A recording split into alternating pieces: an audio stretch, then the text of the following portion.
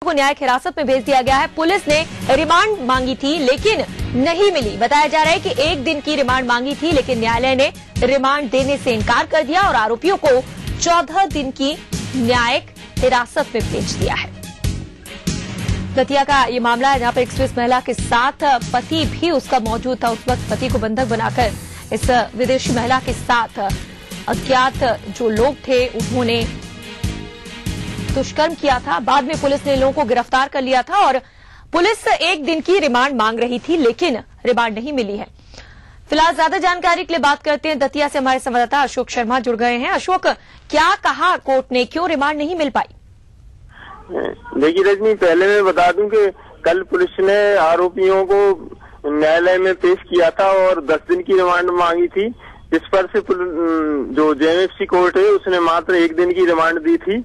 Police ने आज 1 दिन की रिमांड होने के बाद फिर से कोर्ट में पेश किया और कोर्ट से कहा कि हमें इन आरोपियों से जो टॉर्च जो प्रयोग की थी वो जब्त करनी थी, जिस पर से न्यायालय ने दोनों पक्षों की दलीलों सुनने के बाद पुलिस की जो दलील थी उसको ठुकरा दिया और 14 दिन की न्यायिक हिरासत में आरोपियों को भेज दिया। जी रजनी। जी अशोक, आज कितने जो आरोपी हैं उन्हें कोर्ट में पेश किया गया?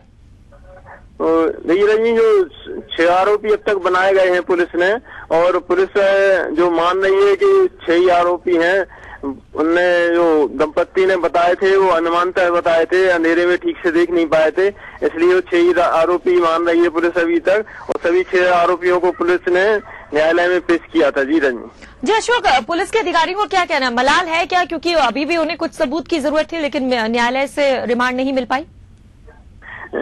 जी हाँ, पुलिस अधिकारियों को इस बात का मलाल है और उनकी एक बड़ी असफलता है कि 2 बार पुलिस ने रिमांड मांगा और इतनी लंबी अवधि के लिए रिमांड मांगा। 10 दिन की अवधि के लिए जो रिमांड मांगा था उसमें मात्र 1 दिन का रिमांड मिला और आज तो पुलिस के लिए बड़ी शर्म की स्थिति है कि 1 दिन का रिमांड मांगा लेकिन वो भी पुलिस को नहीं मिल सका। तो ये पुलिस की कहीं ना कहीं असफलता है। वो अपनी बात को या तो ठीक ढंग से न्यायालय के सामने पेश नहीं कर पाए या उनकी जो दलील जो लॉजिक थे वो बहुत कमजोर थे, इसलिए न्यायालय ने ठुकरा दिए। जी रजनी। जी शुक्रिया आपका इस तमाम जानकारी के लिए। तो पुलिस अच्छे तरीके से अपनी बात नहीं रख पाई क्योंकि पुलिस ने 1 दिन की रिमांड मांगी थी लेकिन एक दिन की भी रिमांड न्यायालय ने नहीं दी है। पुलिस ने तमाम जो आरोपी हैं, 6 आरोपी बताए गए हैं, विदेशी जो महिला थी, गैंगरेप किया गया था, तमाम आरोपियों को 14 दिन की न्यायिक हिरासत में भेज दिया है। कुछ सबूत पुलिस को जुटाने थे लेकिन 1 दिन की भी रिमांड न्यायालय से पुलिस को नहीं मिल पाई। चलिए अब रुख करते हैं अगली खबर का। मध्य प्रदेश विधानसभा के बजट सत्र के समापन से 3 दिन पहले ही अनिश्चितकाल के लिए स्थगित हो गई। दतिया में विदेशी महिला के साथ हुए दुष्कर्म के मुद्दे पर विधानसभा में दूसरे दिन भी जमकर हंगामा हुआ। विधानसभा की कार्यवाही शुरू होते ही विपक्ष ने गृह मंत्री उमाशंकर गुप्ता के इस्तीफे की मांग को लेकर विधानसभा में जमकर नारेबाजी करने लगे।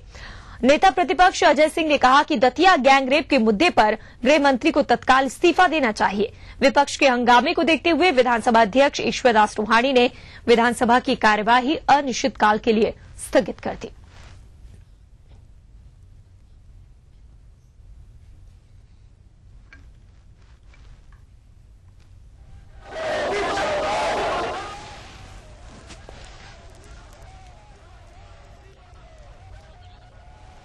इधर मध्य प्रदेश विधानसभा में नेता प्रतिपक्ष ने प्रदेश में बिगड़ती कानून व्यवस्था और प्रदेश में हुई ओलावृष्टि को लेकर चिंता जताई। साथ ही सदन में इस मुद्दे पर चर्चा न कराने के लिए सरकार को आड़े हाथों लिया और सदन में विपक्ष ने जोरदार हंगामा किया। वहीं सत्ता पक्ष ने विपक्ष के आरोपों को खारिज करते हुए कहा है कि सरकार इन मुद्दों पर चर्चा के लिए तैयार थी लेकिन विपक्ष घड़ियाली आंसू बहा रहा है।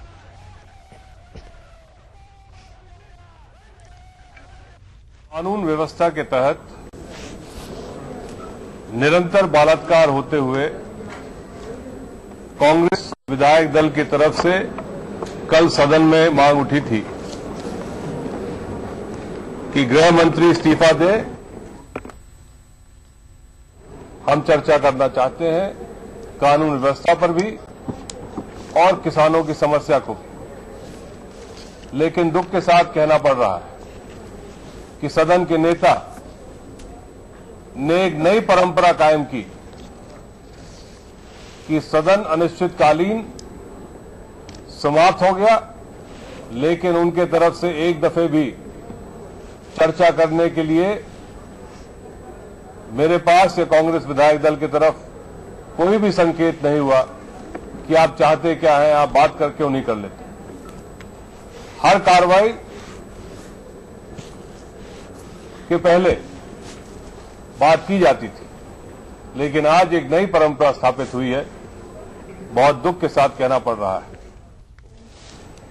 हमने कब मना किया था चर्चा को? आप जिस विषय पर वो चर्चा करना चाहें वो चर्चा करें। हमने कब मना किया था? ओले पे करते, पाले पे करते, बलात्कार पे करते, लॉ एंड ऑर्डर पे करते, जिस पे करना था उस पे चर्चा करते, सामने तथ्य रखते। हमारे मुख्यमंत्री खेत खेत पे इस वक्त हैं, इस वक्त खेत खेत पर जा रहे हैं, किसानों के बीच जा रहे हैं। क्या कांग्रेस का कोई केंद्रीय मंत्री एक हाथ गया? चौथी बार ओला पड़ा है। इन चारों बार की बात कर रहा हूं मैं, अकेले इस बार की बात नहीं कर रहा। पिछले 1.5 माह से प्राकृतिक प्रकोप अलग अलग रूप में हमारे सामने आ रहा है, कहीं आंधी के रूप में, कभी पानी के रूप में, कभी ओले के रूप में, लेकिन एक बार भी सुध नहीं आई कांग्रेस को किसान की। यहां पर घड़ियाली आंसू बहा रहे हैं, ये अच्छा नहीं है।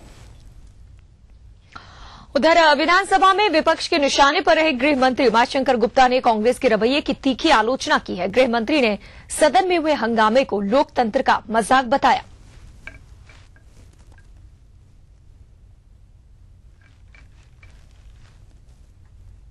इस पर तो विपक्षी कुछ कहे तो ठीक है, लेकिन तो लोकतंत्र का मजाक है, क्योंकि जिस मामले में आप चर्चा के लिए हाउस में स्थगन दे रहे हैं, सरकार जिस पर स्थगन पर सामान्यतया चर्चा नहीं कराती है, उसको चर्चा के लिए 1 मिनट में हम तैयार थे, आप उस चर्चा से बैकआउट हो गए और हंगामा करना आपका मकसद रहा। इसका मकसद ही ये था कि आप हाउस नहीं चलने देना चाहते थे, और जिस विषय पर कल आप भेंट चढ़ गया दिन भर पूरा विधानसभा का, आज भी उसी इशू को लेकर फिर से बात करना, जिसमें सारी कार्यवाही हो चुकी है, आरोपी गिरफ्तार हो चुके हैं, और पूरा दिन इसमें बर्बाद करना और लोकहित के बहुत से मुद्दे, बहुत से विधेयक, बहुत से ध्यानाकर्षण, उस पर चर्चा नहीं कराना, कहीं ना कहीं मुझे लगता है कि ये अनमेच्योरिटी है।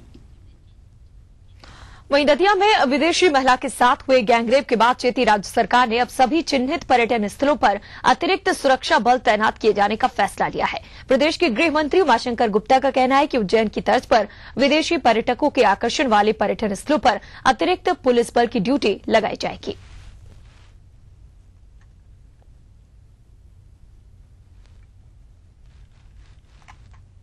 मतलब जो टूरिस्ट प्लेसेस हैं वहां के लिए परेल में जो 10,000 का बल हमें मिल रहा है, उसमें वहां अतिरिक्त पुलिस बल हम दे रहे हैं, क्योंकि हमारा ऐसा मानना है कि जो रेगुलर बल हम थाने को देते हैं और जहां हजारों की संख्या में टूरिस्ट आते हैं, वहां उसी व्यवस्था के लिए अलग से लगाना चाहिए। जैसे महाकाल में हमने लगाया है और भी 2-4 स्थानों पर लगाए हैं। जी ने हमें निर्देश दिए हैं कि हम इस व्यवस्था को और सुनिश्चित करें कि जो भी विदेशी पर्यटक मध्य प्रदेश में आते हैं उन पर पुलिस का और प्रशासन का अतिरिक्त सुरक्षा का ध्यान रहे। ईटीवी न्यूज पर खबरें आगे जारी रहेंगी। फिलहाल यहां पर वक्त हो गया है एक ब्रेक का।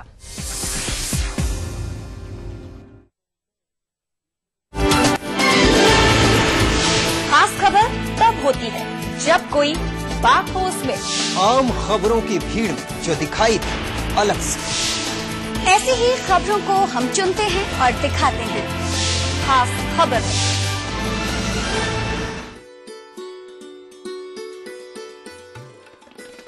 पिछले 8-9 वर्ष से विकास के विभिन्न क्षेत्रों में इतिहास बनाता आ रहा मध्य प्रदेश अब एक नया इतिहास बनाने जा रहा है। अगले कुछ महीनों में अपने इतिहास में प्रदेश के सभी गांवों में 24 घंटे और खेती के लिए न्यूनतम 8 घंटे बिजली प्रदाय करने का नया अध्याय लिखने जा रहा है। मुख्यमंत्री श्री शिवराज सिंह चौहान ने जबलपुर और मंडला जिले में अटल ज्योति अभियान का शुभारंभ किया।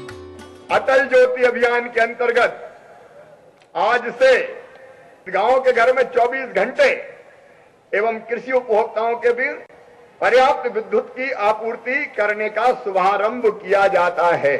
और अभी हाल ही में शहडोल संभाग के 3 जिलों में पूर्व उप प्रधानमंत्री श्री लाल कृष्ण आडवाणी ने अटल ज्योति अभियान का शुभारंभ किया। अटल ज्योति अभियान के अंतर्गत आदिवासी बहुल शहडोल, अनूपपुर, उमरिया जिलों के बिजली उपभोक्ताओं को 24 घंटे तथा कृषि उपभोक्ताओं को पर्याप्त बिजली की आपूर्ति करने का शुभारंभ किया जाता है। असंभव को संभव बनाने का ये सिलसिला लगातार जारी है। अब से 8 साल पहले के हालात को देखते हुए ग्रामीणों के लिए 24 घंटे घरेलू और खेती के लिए 8 घंटे बिजली मिलना एक सपना ही था। इस सपने की पूर्ति का बीड़ा मुख्यमंत्री श्री चौहान ने उठाया। इसके लिए प्रदेश में 6,262 फीडर सेपरेशन का काम हाथ में लेकर उसे अटल ज्योति अभियान का नाम दिया गया। अटल ज्योति अभियान गांव, घर, खेत तो रोशन करेगा ही, इसके साथ लघु कुटीर उद्योग, पढ़ाई लिखाई, चिकित्सा और संचार आदि बहुउपयोगी क्षेत्रों में भी इससे बड़ा बदलाव होगा। प्रिज्म का चैंपियन सीमेंट, क्योंकि जिसमें है दम वही होता है चैंपियन। मजबूती और विश्वास, prism champion cement.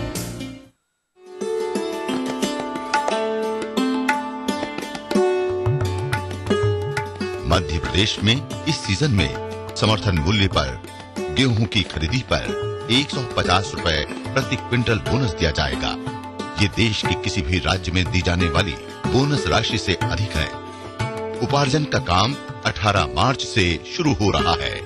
Bhopal, Narmadapuram, Ujjain और इंदौर संभाग में 18 मार्च से 18 मई तक और चंबल, ग्वालियर, रीवा, शहडोल, जबलपुर और सागर संभाग में 25 मार्च से 25 मई तक खरीदी की जाएगी। इस सीजन में 115 लाख मीट्रिक टन गेहूं उपार्जन का लक्ष्य है।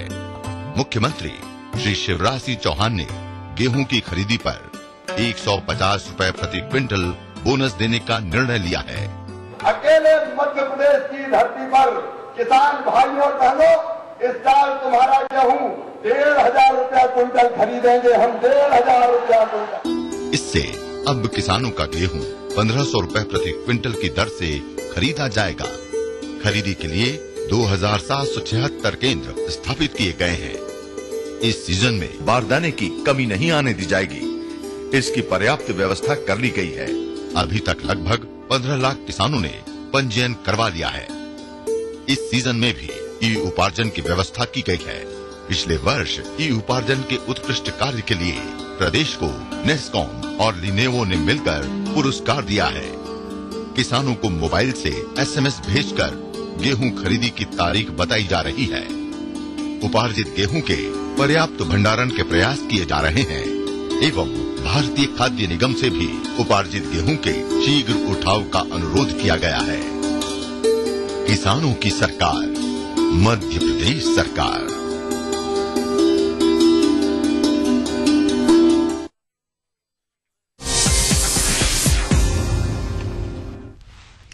मध्य प्रदेश में ओलावृष्टि से करोड़ों का नुकसान हुआ है। इसी के मद्देनजर मुख्यमंत्री शिवराज सिंह चौहान खुद ओला प्रभावित क्षेत्रों का दौरा करने के लिए निकले हैं, जहां वे पीड़ित किसानों से मुलाकात कर उनके दुख दर्दों को जानने की कोशिश कर रहे हैं।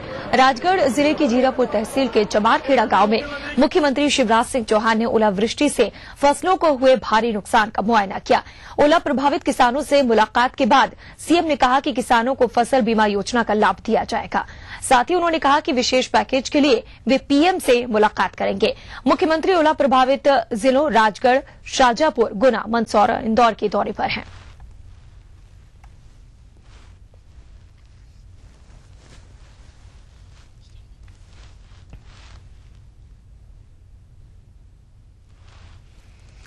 वहीं शुजालपुर भी मुख्यमंत्री शिवराज सिंह चौहान पहुंचे और वहां पर ओले से बर्बाद हुई संतरे की फसल पर मुआवजे की बात की है। प्रत्येक पेड़ पर 500 रुपए का मुआवजा दिया जाएगा। सीएम शिवराज सिंह चौहान ने घुंसी में ये ऐलान किया है। वहां पर जाकर किसानों की फसलों को देखा, उनकी मांग को सुना और आखिरकार उन्होंने ऐलान कर दिया है कि संतरे के जो पेड़ ओलावृष्टि से, अति बारिश की वजह से खराब हो गए हैं, उनको भी मुआवजा दिया जाएगा और प्रत्येक पेड़ पर 500 रुपए का मुआवजा दिया जाएगा। सीएम शिवराज सिंह चौहान ने खुद इस बात की घोषणा की है।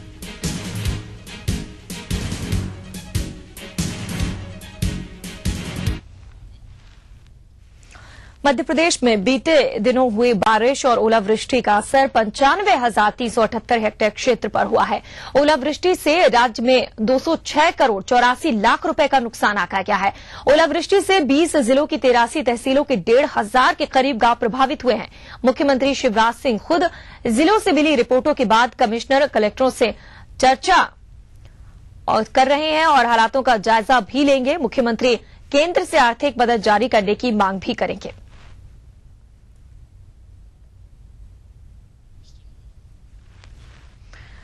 उधर फसलों की हुई बर्बादी को किसान बर्दाश्त नहीं कर पा रहे हैं। राजगढ़ के छराप गांव में ओलावृष्टि से हुए फसल के नुकसान के बाद एक किसान ने खुदकुशी कर दी। वहीं विदिशा के सिरौंज में दिल का दौरा पड़ने से एक किसान की मौत हो गई। बताया जा रहा है कि ओलावृष्टि से पूरी फसल बर्बाद होने के बाद से वो सदमे में था। राजगढ़ के खारपा में आत्महत्या करने वाले किसान के परिवार को मुआवजा देने की स्वीकृति कलेक्टर ने दी है। कलेक्टर ने पीड़ित परिवार को 50,000 रुपए की सहायता की स्वीकृति दी है। कर्जे तो है नहीं। कितना मतलब लाख का डिब्बा तो बैंक का है, कई और किसान और का है। किसान के कितने? अब किसान को उन्हें मालूम है, वो तो डायरी में लिखा रही हमें क्या कारण था। और कोई परेशानी? और कोई परेशानी नहीं। ये जो ओले में जो फसल बर्बाद, हाँ ओला की वजह से हुआ है। हाँ अच्छा, 3-4 दिन से रोटी नहीं खा रही था गड़ा की वजह से। हाँ वैसे जहाँ तक मतलब गड़ा पड़िया नहीं, उन्हीं दिन से मतलब एक टाइम रोटी खाता, कोई टाइम खाता यही नहीं। कहीं हो वो कसा कर्जो पटाना कसा कहीं हो। कितनी जमीन थी? जमीन 3 बीघा है। 3 बीघा में क्या लगाया था? ये डॉलर चना और कुछ भी नहीं है। कितना बचा? कुछ बचा चना? अब कहाँ बचे, कहीं पड़ जाता है गेटा पड़ गया, सब चना खर गया। बता रहे थे कि ओला में सब फसलें से नष्ट हो गई हमारी, इस कारण से सब ज्यादा दुखी थे। क्या फांसी का फंदा वगैरह कुछ रस्सी वगैरह मिली है? हाँ रस्सी मिली है, कुएं में रस्सी लटकी मिली है। क्या मर कायम करके चलिए बढ़ते हैं आगे। बजट सत्र के दौरान आज जबलपुर नगर निगम अखाड़े में तब्दील हो गया। नगर निगम कार्यालय में पार्षद और नगर निगम अध्यक्ष के बीच जमकर मारपीट हुई। दरअसल नगर निगम में बजट सत्र चल रहा था। सभी पार्षदों को उपहार स्वरूप सूटकेस दिए गए थे। कांग्रेसी पार्षद दल ने बजट पर बहस करने के लिए समय मांगा। समय को लेकर बहस चल ही रही थी कि इसी दौरान हंगामा शुरू हो गया और उपहार में दिए गए सूटकेस कांग्रेसी पार्षद दिनेश सिंगरौल ने नगर निगम अध्यक्ष राजेश मिश्रा के ऊपर फेंक दिया, जिसके बाद राजेश मिश्रा सीधे दिनेश सिंगरौल पर टूट पड़े। इसके बाद दोनों में जमकर हाथापाई हुई। नगर निगम ने दिनेश सिंगरौल को सदन से निलंबित कर दिया है। दोनों पक्षों ने थाना ओमती में शिकायत भी दर्ज कराई है।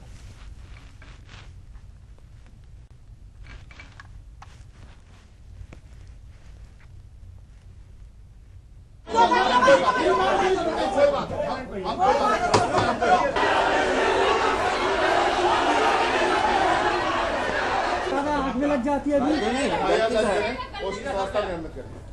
सस्ता समाप्त करें। चलो उसको करो, आप एफआईआर दर्ज करो। हम अभी सीएम से बात कर रहे हैं उसकी।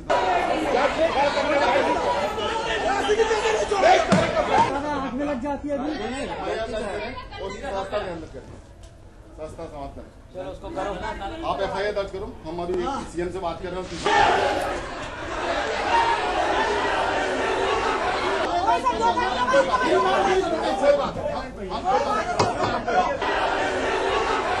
ये तो सारा मीडिया वहां उपस्थित थे, सारे पक्ष विपक्ष के लोग उपस्थित थे।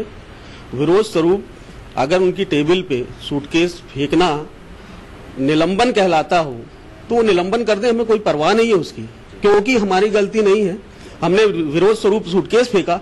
अध्यक्ष जी खुद टेबल से कुर्सी से उतर के आए, उनने गाली बकते हुए हाथ उठाया। क्या आप लोगों ने देखा? क्या मैंने उनको ऊपर हाथ उठाया था? क्या पहले वो आके उनने वहां हाथ उठाया, उसके बाद वो हमारे निलंबन की बात करते हैं। तो ठीक है, सत्ता उनकी है, सरकार उनकी है, जो करना चाहे करें। आपने शायद उनके आक्रोश को नहीं देखा। वो गाली देते हुए मेरी तरफ बढ़ के उन्होंने बैग फेंका। स्वाभाविक, मैं भी इंसान हूं यार, कितनी बार समझाऊंगा उस आदमी। ये तीसरी बार उसने मेरे साथ किया ऐसा व्यवहार। मैंने मारा नहीं, मैंने उसको धक्का दिया, और धक्का भी नहीं तो मेरे पास आ रहा, जबरदस्ती आ रहा, कुछ कर दे तो मैं क्या करूंगा। आप देखिए ना उसके व्यवहार को। आज तीसरी बार उसने सदन के अंदर, जबलपुर शहर के अंदर ऐसा किया। निंदा प्रस्ताव महापौर अगर लाएंगे तो उसकी सजता निलंबन की कार्रवाई। फिलहाल यहाँ पर वक्त हो गया है एक और ब्रेक का।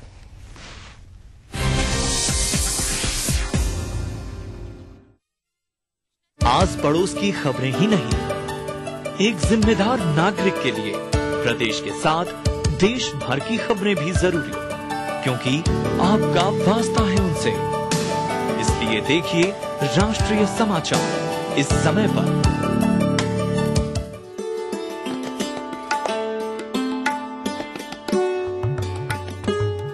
मध्य प्रदेश में इस सीजन में समर्थन मूल्य पर गेहूं की खरीदी पर 150 रुपए प्रति क्विंटल बोनस दिया जाएगा। ये देश के किसी भी राज्य में दी जाने वाली बोनस राशि से अधिक है। उपार्जन का काम 18 मार्च से शुरू हो रहा है। भोपाल, नर्मदापुरम, उज्जैन और इंदौर संभाग में 18 मार्च से 18 मई तक और चंबल, ग्वालियर, रीवा, शहडोल, जबलपुर और सागर संभाग में 25 मार्च से 25 मई तक खरीदी की जाएगी। इस सीजन में 115 लाख मीट्रिक टन गेहूं उपार्जन का लक्ष्य है। मुख्यमंत्री श्री शिवराज सिंह चौहान ने गेहूं की खरीदी पर 150 रुपए प्रति क्विंटल बोनस देने का निर्णय लिया है।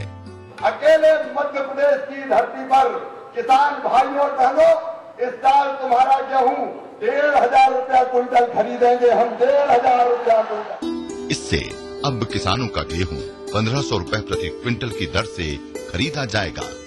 खरीदी के लिए 2,776 केंद्र स्थापित किए गए हैं। इस सीजन में बारदाने की कमी नहीं आने दी जाएगी। इसकी पर्याप्त व्यवस्था कर ली गई है। अभी तक लगभग 15 लाख किसानों ने पंजीयन करवा लिया है। इस सीजन में भी ई उपार्जन की व्यवस्था की गई है। पिछले वर्ष ई उपार्जन के उत्कृष्ट कार्य के लिए प्रदेश को नेस्कॉम और लिनेवो ने मिलकर पुरस्कार दिया है। किसानों को मोबाइल से SMS भेजकर गेहूं खरीदी की तारीख बताई जा रही है। उपार्जित गेहूं के पर्याप्त भंडारण के प्रयास किए जा रहे हैं एवं भारतीय खाद्य निगम से भी उपार्जित गेहूं के शीघ्र उठाव का अनुरोध किया गया है। किसानों की सरकार, मध्य प्रदेश सरकार।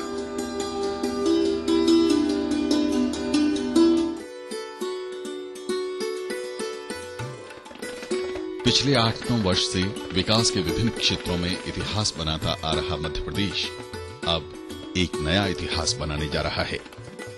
अगले कुछ महीनों में अपने इतिहास में प्रदेश के सभी गांवों में 24 घंटे और खेती के लिए न्यूनतम 8 घंटे बिजली प्रदाय करने का नया अध्याय लिखने जा रहा है। मुख्यमंत्री श्री शिवराज सिंह चौहान ने जबलपुर और मंडला जिले में अटल ज्योति अभियान का शुभारंभ किया।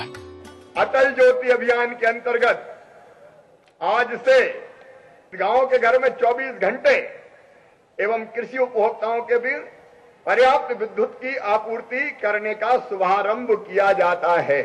और अभी हाल ही में शहडोल संभाग के 3 जिलों में पूर्व उप प्रधानमंत्री श्री लाल कृष्ण आडवाणी ने अटल ज्योति अभियान का शुभारंभ किया। अटल ज्योति अभियान के अंतर्गत आदिवासी बहुल शहडोल, अनूपपुर व उमरिया जिलों के बिजली उपभोक्ताओं को 24 घंटे तथा कृषि उपभोक्ताओं को पर्याप्त बिजली की आपूर्ति करने का शुभारंभ किया जाता है। असंभव को संभव बनाने का ये सिलसिला लगातार जारी है। अब से 8 साल पहले के हालात को देखते हुए ग्रामीणों के लिए 24 घंटे घरेलू और खेती के लिए 8 घंटे बिजली मिलना एक सपना ही था। इस सपने की पूर्ति का बीड़ा मुख्यमंत्री श्री चौहान ने उठाया। इसके लिए प्रदेश में 6,262 फीडर सेपरेशन का काम हाथ में लेकर उसे अटल ज्योति अभियान का नाम दिया गया। अटल ज्योति अभियान गांव, घर, खेत तो रोशन करेगा ही, इसके साथ लघु कुटीर उद्योग, पढ़ाई लिखाई, चिकित्सा और संचार आदि बहुउपयोगी क्षेत्रों में भी इससे बड़ा बदलाव होगा।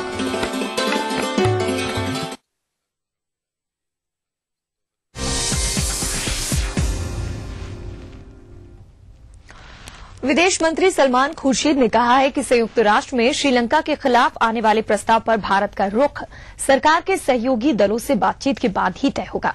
सलमान खुर्शीद ने कहा कि इस मामले में कोई भी निर्णय बातचीत के बाद ही लिया जाएगा। उन्होंने कहा कि इस मुद्दे पर प्रधानमंत्री संसद में प्रस्ताव पेश करेंगे। Too early for me to say anything because it's, as I said, work in progress.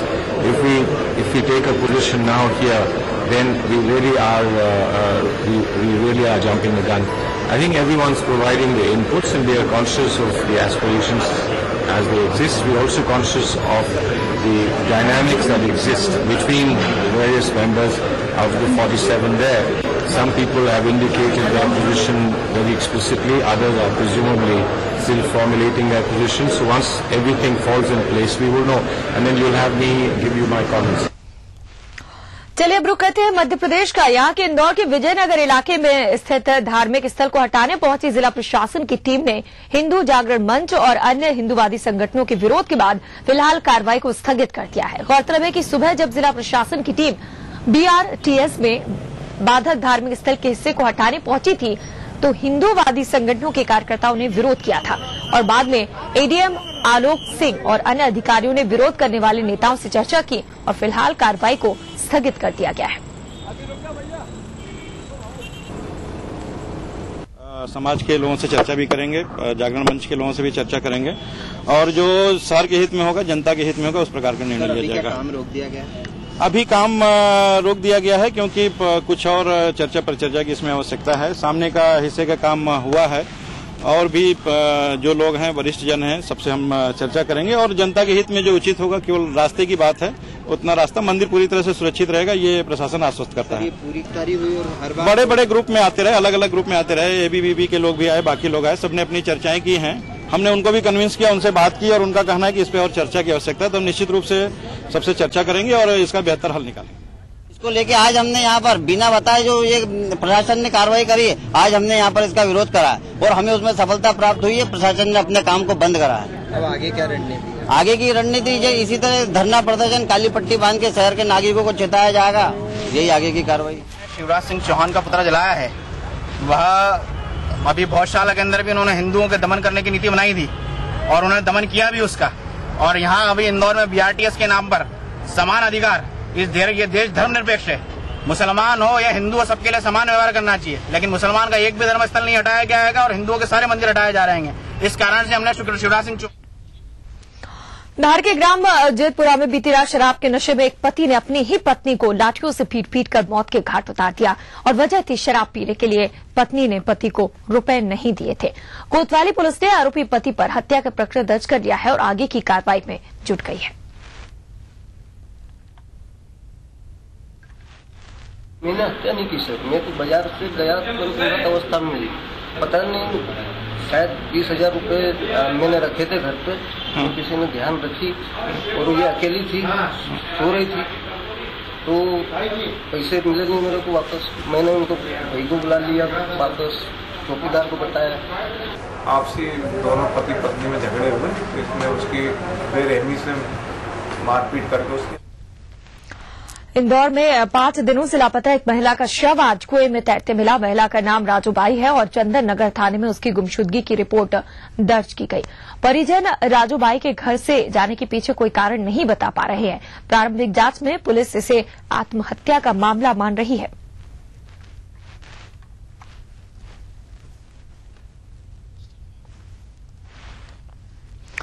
इधर ग्वालियर के वोल्गा रेस्टोरेंट में शराब के नशे में 2 पुलिस अधिकारियों द्वारा हंगामा और मारपीट करने का मामला सामने आया है।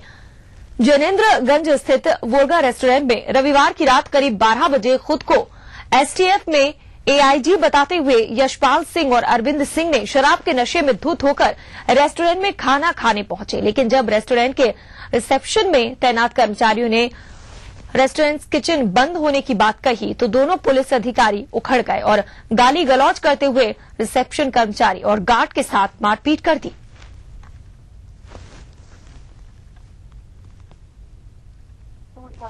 स्थितियां थी और जो वाद विवाद की स्थिति उत्पन्न हुई है, वहाँ के जो CSP हैं झांसी रोड के, उनको बताया गया कि उसकी एक फैक्चुअल जांच करें और रिपोर्ट मुझे प्रस्तुत करें और रिपोर्ट फिर वरिष्ठ कार्यालय को भेजेंगे। क्या खान पान को लेकर कुछ हुआ है विवाद? बिल्कुल जैसी भी परिस्थितियां थी, दोनों पक्षों की अपनी अपनी बातें हैं, तो उन बातों को सुनकर जो भी फैक्ट जो घटनाक्रम हुआ था उसके बारे में रिपोर्ट दे रहे हैं CSP झांसी रोड, और जैसी वो रिपोर्ट आ जाएगी तो उसको वरिष्ठ कार्यालय को भेज देंगे। किस स्तर पर अधिकारी थे, कुछ पता चल पाया है? जैसा मैंने कहा कि सारे फैक्ट की जांच कर रहे हैं, अधिकारी को हमने बताया, जो भी जांच रिपोर्ट आएगा वो फैक्ट उसमें आएगा और उसको वरिष्ठ कार्यालय को बताएंगे।